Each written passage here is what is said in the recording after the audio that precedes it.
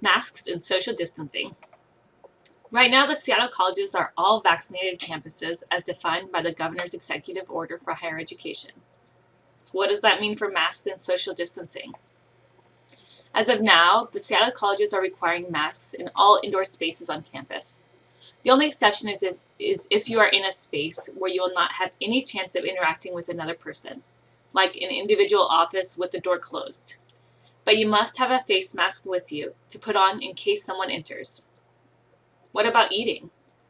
There may be designated places on campus where you can remove your mask to eat, but you must maintain social distancing and don a mask if someone enters your space.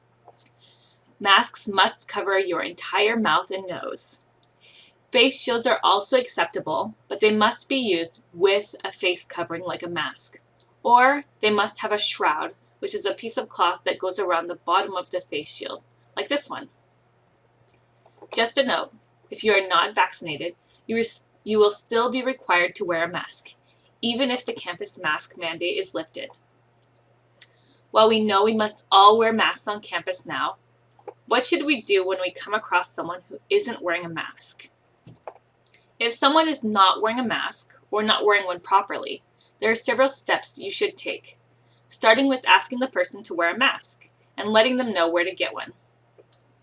Next, you can ask them if there's a medical reason that they're unable to wear a mask and direct them to accommodation or disability services.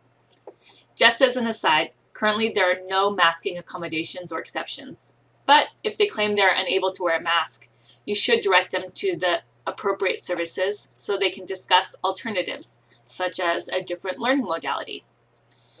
If they still refuse to mask, politely ask them to leave. If they don't, you can walk away. If you're teaching a class, you should give your class a quick break and allow the person to leave.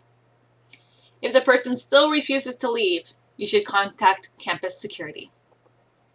If someone refuses to wear a mask properly repeatedly, you can follow up with the standard student or employee conduct procedures. As for social distancing, it is recommended to distance 3 feet or more when you can.